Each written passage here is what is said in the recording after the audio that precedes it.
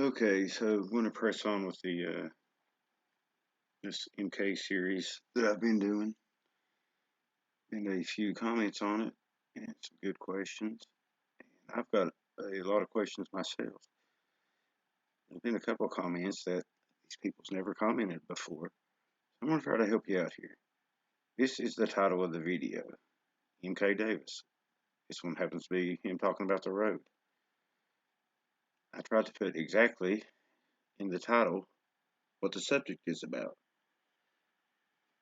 It just so happens that there's been absolutely no activity here in like 2 weeks, which is totally normal.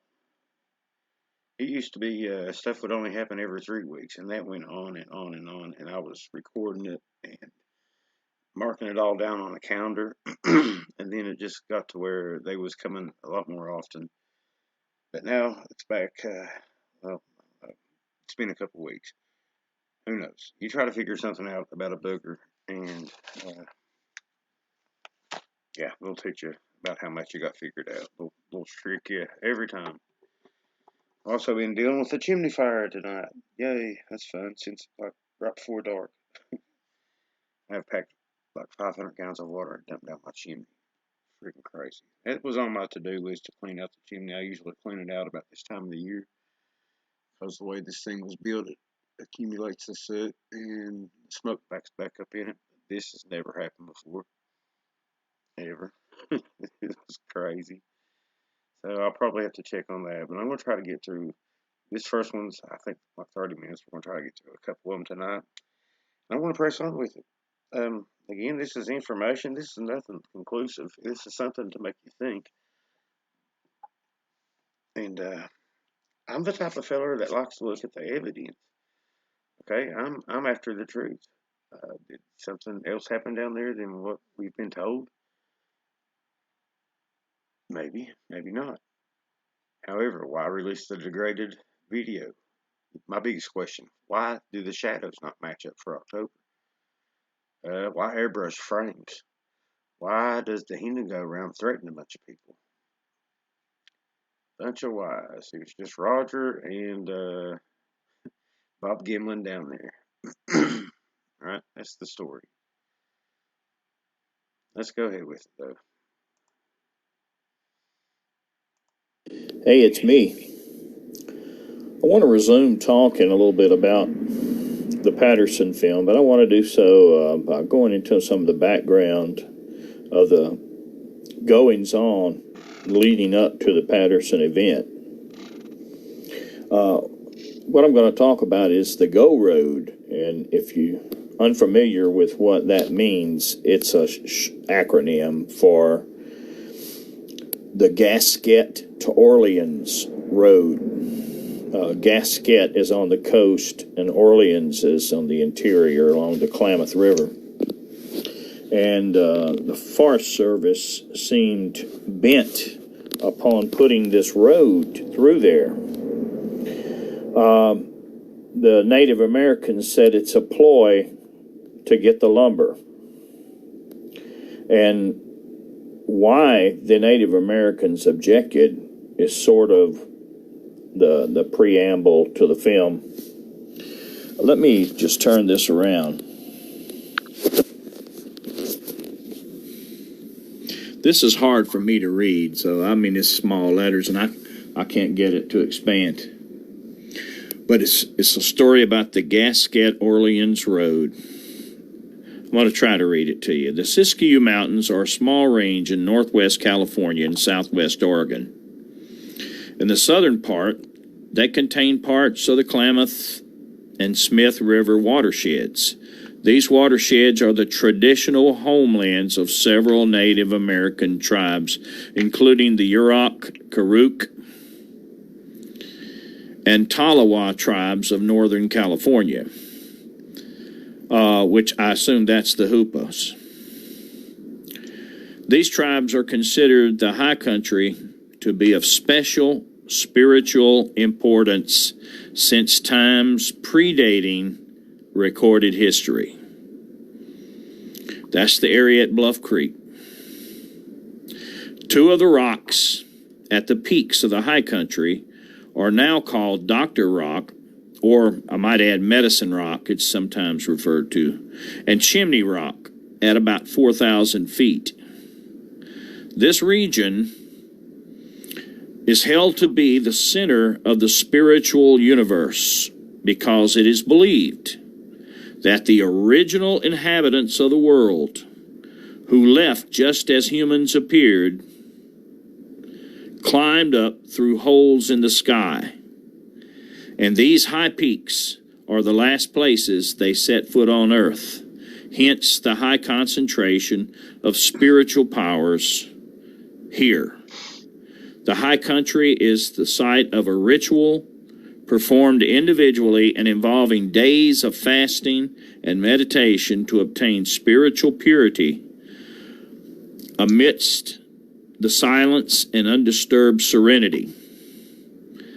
The few members of these tribes who feel the call to become medicine people derive their powers during these rites. The medicine people are spiritual leaders and are an integral part of the culture. Although few individuals ever enter these areas, they are of incalculable value to the entire society. So, they were going to build this road, a.k.a. cut this lumber, right through those sacred areas. And let me go back to number 2. This is in 2010. Human blockade halts logging on Karuk sacred sites. This morning, the Klamath Justice Coalition used a human blockade of 15 people to defend Karuk sacred sites from logging activities. The action took place near Orleans, California, within the Six Rivers National Forest, and halted work on the Orleans Community Fuels Reduction Plan. The OCFR is actually the Orleans Culture and Forest Reduction Plan, said Leif Hillman, a Karuk ceremonial leader in Orleans. Below are the press releases from the Klamath Justice Coalition and the Karuk tribe. Orleans residents moved to halt Forest Service plans to destroy sacred sites. And you can go on to read the entire press release, and it talks about the Forest Service and a particular fellow named Kelly. This is not the first time that Kelly has shown a particular insensitivity to tribal cultural issues. Last year, he oversaw the bulldozing of a tribal members that was on land disputed to be Indian Trust land. The act not only destroyed a home, but destroyed a nearby archaeological site and a contemporary dance ground.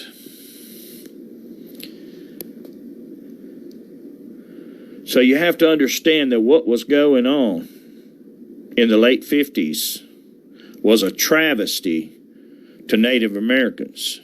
It was nothing but a land grab under different guises of different things. That's why I say the Forest Service winks at it. They wink at it. Weyerhaeuser makes a ton of money.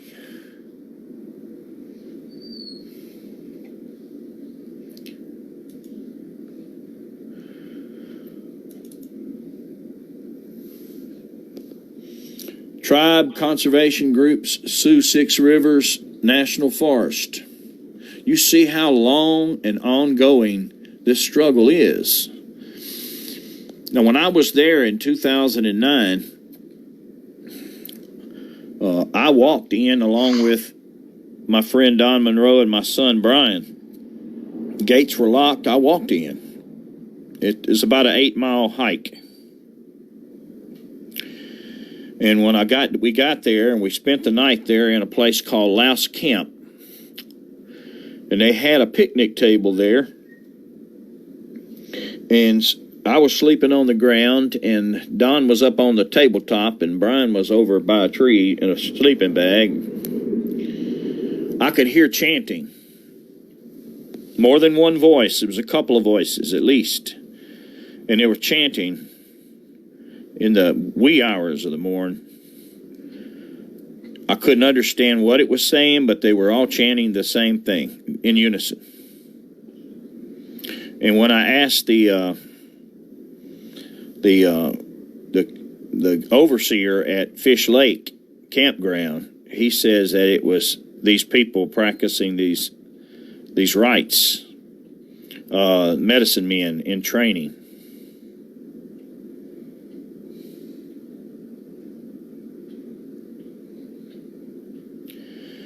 Now,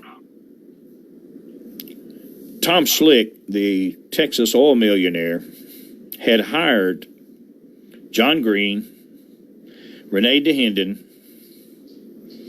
and Bob Titmus to do a North American Bigfoot search for him, for his primate research center. He had scientists on staff to accept all the evidences. Well, it was, I believe it was Bob Titmus that told him that he had found a place where Bigfoot regularly pooped. And this was upstream from Louse Camp.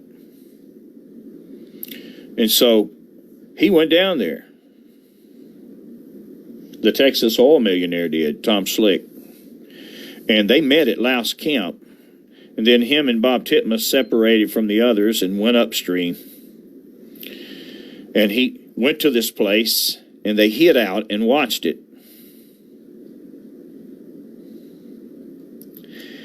And here comes some heavy footfalls, which they took to be a Bigfoot.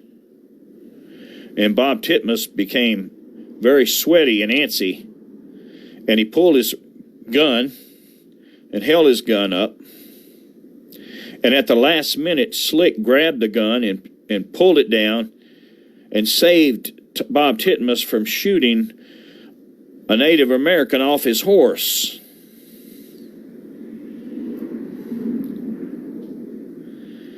And when the Native American did not see them, he goes up to where the other piles of poop were, ties his horse off, and he goes collecting medicinal herbs. And the horse raises his tail and lets out a big pile of poop. And Titmus promptly fired. Tom Slick promptly fired Bob Titmus.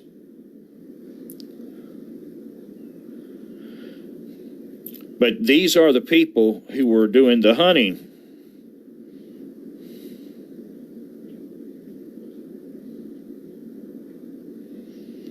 So you have to understand a little background,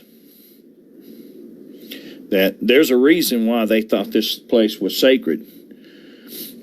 And it's probably had to do everything to do with the Sasquatch that were there.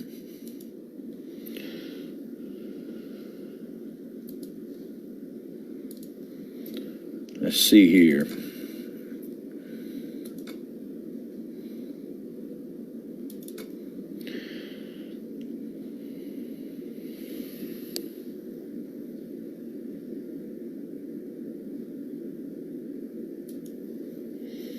Let's see, Bluff Creek.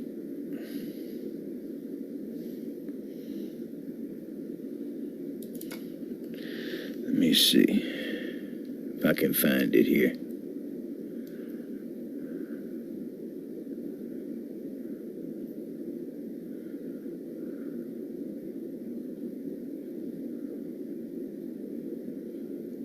There we go.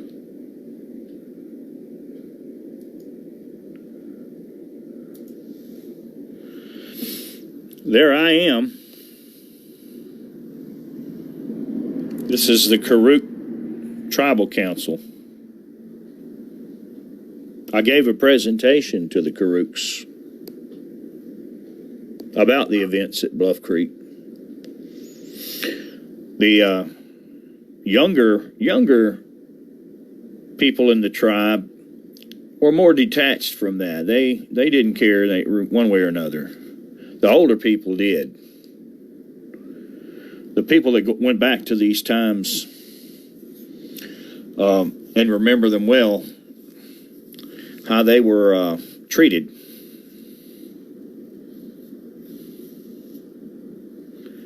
And so, you know, it's when you talk about how do you find things out, this is how you go and you talk to people. So what essentially what you see on the tracking dog video. Hold on here.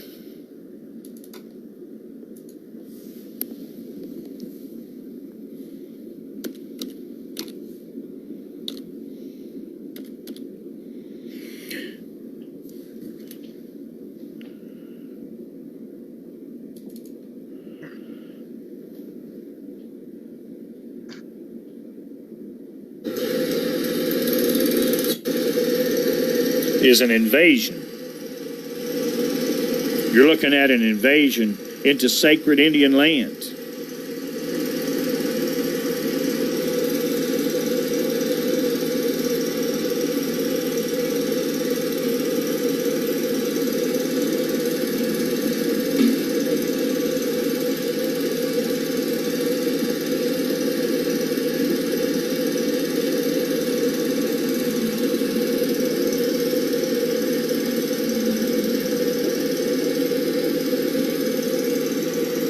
That is sacrilege.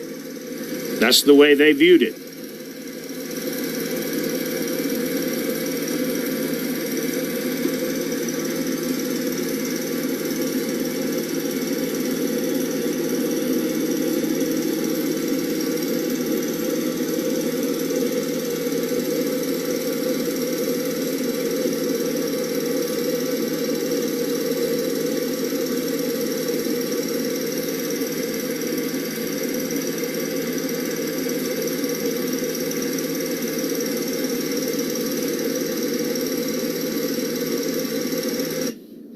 Ask yourself how much a logging company cared, whether they had infracted upon someone else's land, sacred areas.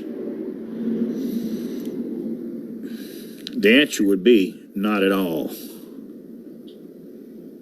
Not at all. None of them.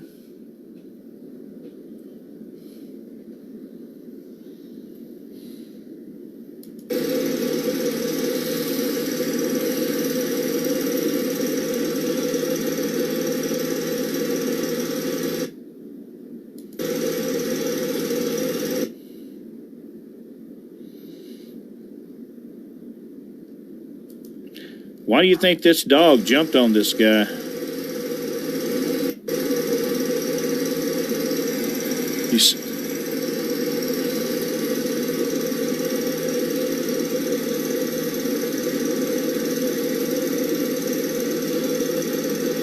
Watch the dog.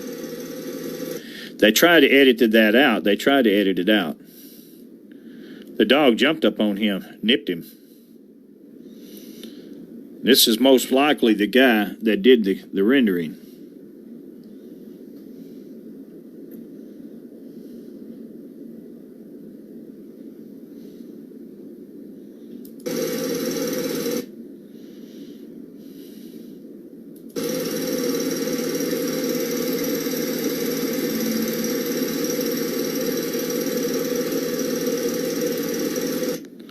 Here's the horse turd.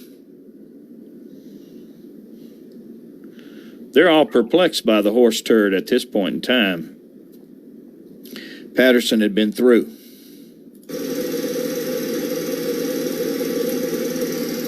The dog smells it. Then you go to the Patterson film.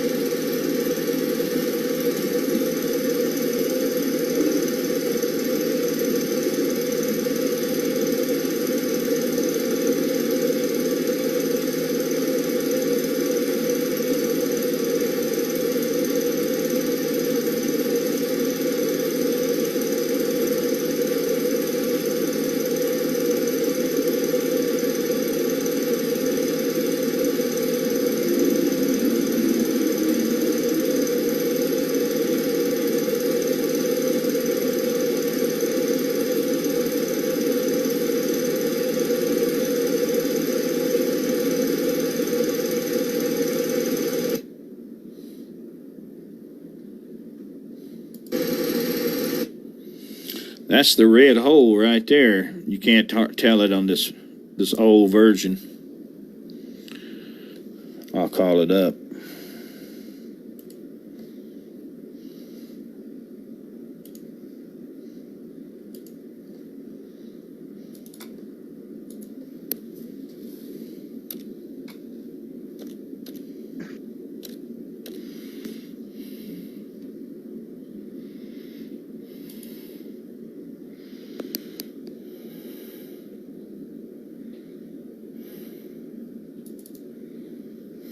That's what's in the hole. This one came from Miss Patterson herself. See my finger's holding it? It's a 4x5 transparency. And I put it up against a piece of typing paper in her yard.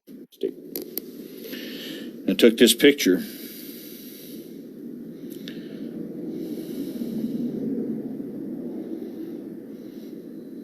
She'd been to this red hole. This red hole has nothing at all to do with the creek. It's strictly an excavated hole.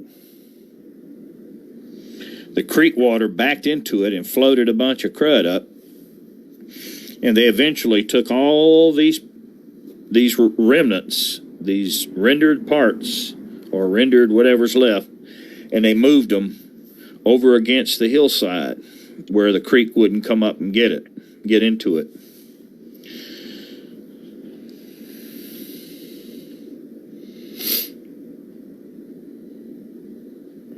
Then they filled all this back in. So when you ask about the walk sequences, I call this the first walk sequence because it comes first. But when you look at the second walk sequence, it shows that same log jam. And the same log jam is filled in. This hole's filled in. You see a berm right there. Upstream is to your right.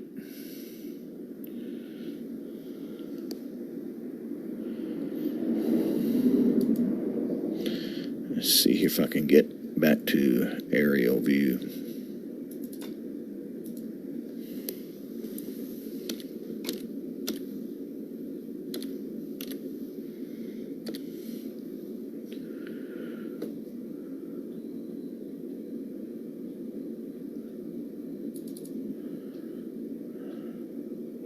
Okay, this is where I did some work on this particular picture. This is from up on the bluff overlooking the film site, taken 4 years after the film. This right here is that log jam. Right there.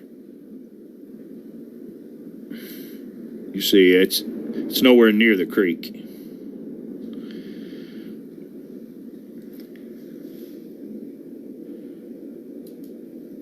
Oh, there it is without all that. That's the log jam. Right here. What this is right here is leftover lime. That's why you see the white handprint on this log right here in the film. And this red hole is right here, and that red dog print is right here. You got to understand. The bloody red dog print.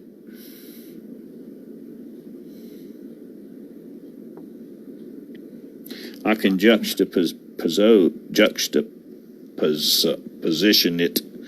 Wow. Hold on.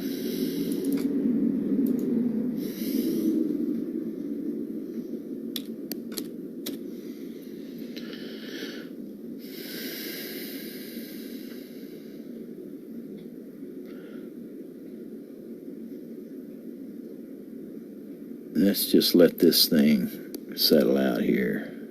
352. I need a TIFF. There it is right there.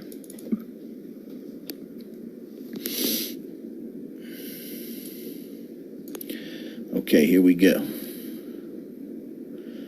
Now, from what I told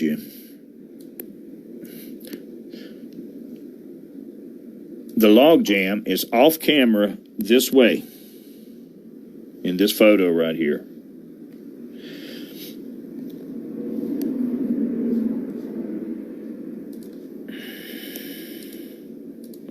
This dog went this far before the dog handler pulled him back. You saw he's on a tether.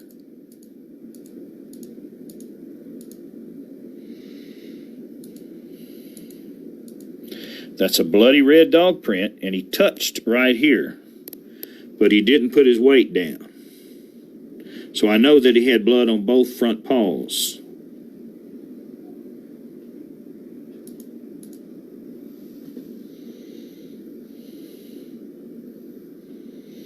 The red hole's over here. They tried to drain the red hole, and that shows they weren't too smart, because anything you pull out of the red hole is going to come right back in. It's leaching in from the creek. But they tried to dig a trench and drain it. Let's see.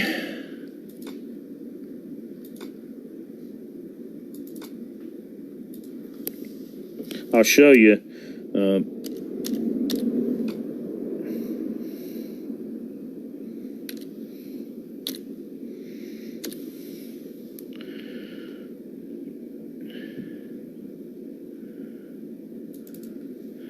There's the little trench. The camera managed to pan the bottom.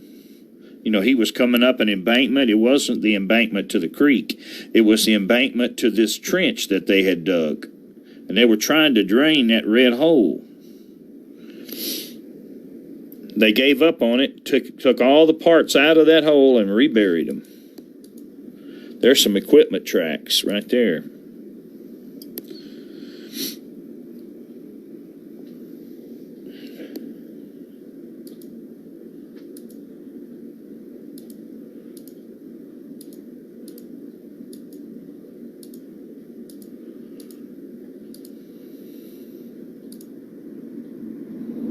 This shows the whole entire panorama. This is where the dog's prints were right here. This is where the red hole was. But you can see in this walk sequence, it's no longer there.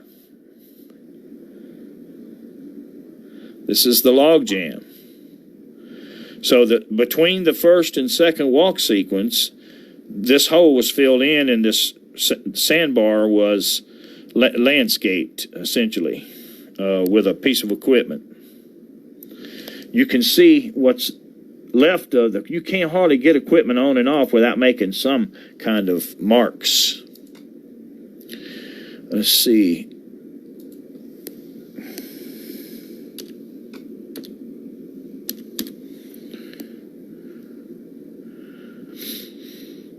Tire tracks, animation, here we go. You see where this log has been pushed out of place. See right there? Well, you'll see there's your track of your piece of equipment. You can make out this one, but it's harder. And you can even see the lug marks, where it pushed this log out of place. Right here. This entire area had been landscaped. So Patty came back after some others had been done away with and buried in that hole, and then reburied. The second walk sequence is ahead. They've had enough time to fill in the hole. So multiple times she came back.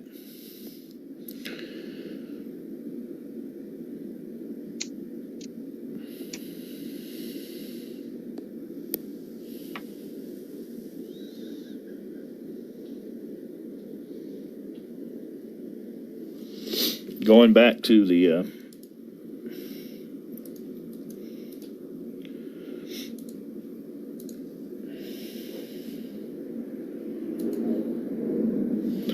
just take a look at this right here.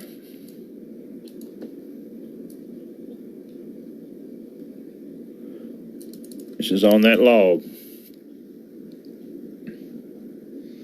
Somebody put their hands in that white lime.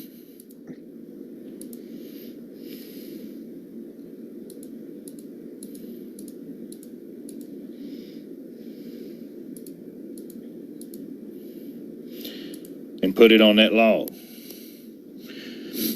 There's no white sand down there.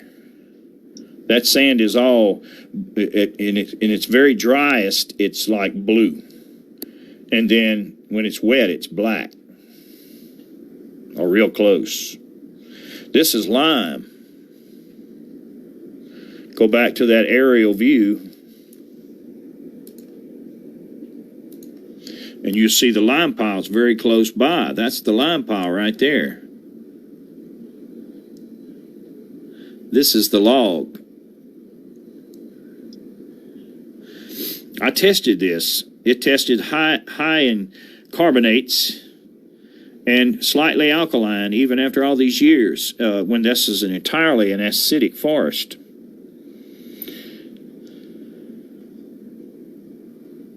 You kick this right here, right now. You go to this spot, and you kick this, and it's powder. It's like kicking flour. I've got that on video.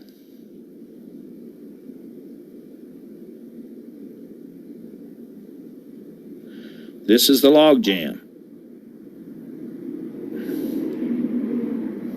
The first walk sequence, she goes this way.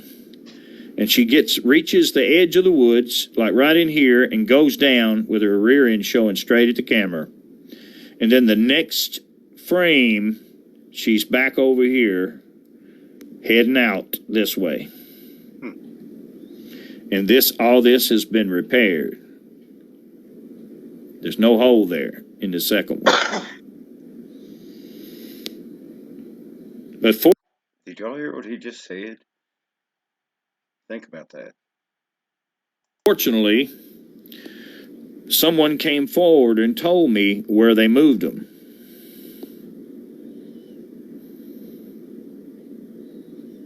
And the only reason they moved them is because the stuff kept floating to the top. They tried to drain it with a trench, couldn't do it, so they moved them. Dressed it all up. So, they went to a better place.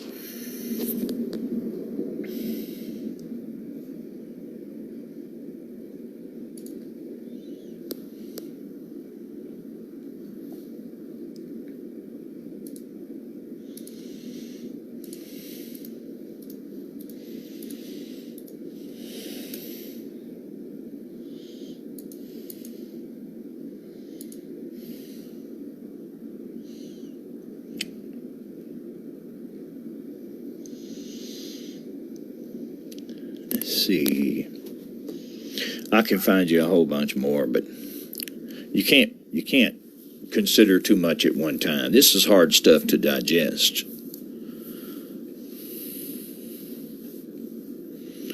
But now you know about the Go Road. You know the background. This is all sacred Indian land.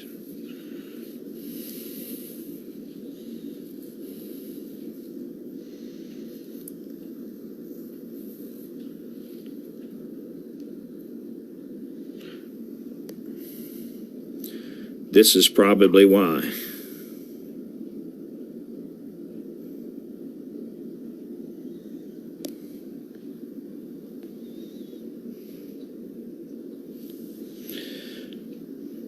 Have a good day. Some others had been done away with and buried. Okay, so that was interesting.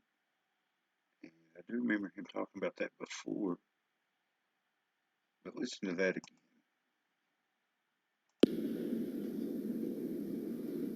You kick this right here, right now. You go to this spot, and you kick this, and it's powder. It's like kicking flour. Damn.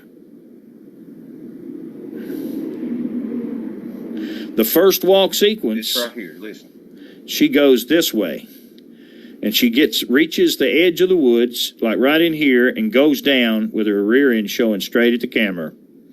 And then the next frame, she's back over here, heading out this way. And all this has been repaired. So, if she's going this way in the first sequence, and there's an edit in there, that's another thing. They say the film wasn't unedited, and I've heard that the camera that he's using uses like a trigger. When you pull the trigger, it films. All right, that's just another detail I'd like to look into and study up. But if she's going up this way in the first one, and that's whenever she's supposedly bends over or whatever, she's going uphill, which, they go down on all fours to get away. So she could have been right here and disappeared, and all we would have had was that very first part of the shaky film. But he's saying that, or speculating that, or I don't know, maybe I'm just not hearing it right, that the second walk sequence, she's down in here walking away, and the hole has been repaired. The red hole has been repaired. Listen, I mean, that's something different. This is the log jam. The first walk sequence, she goes this way. And she reaches the edge of the woods, like right in here, and goes down with her rear end showing straight at the camera. And then the next frame, she's back over here, heading out this way. And all this has been repaired. There's no hole there in the second one. So no hole in the second one. It's all been repaired. There's an edit there. That's really something to think about. Anyway.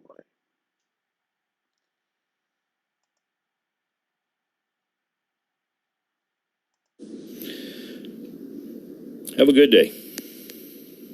I forgot about him talking about it. I'm going to try to.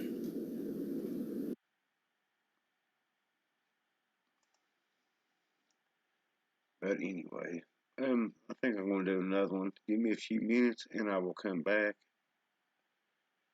Man, that's a lot to think on right there. And another thing I want to mention is the whole logging deal. Okay, they're going through sacred Indian land.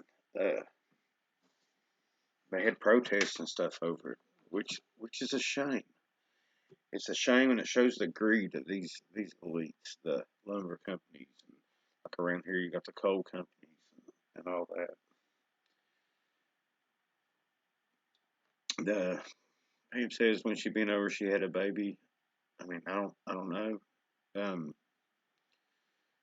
MK, someone was asking earlier about his YouTube channel, and again, here's the link in the description of this. He's also got the Davis report, and this is a title to one of the videos about the shadows, and that's the one that gets me the most, the shadows. But now this walk sequence deal is something else to ponder over. I'd kind of like to hear more about that. But yeah, the whole logging deal, that's what got them started here.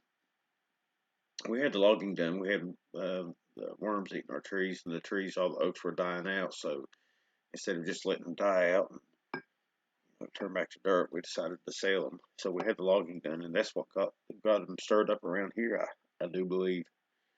I find that interesting too. So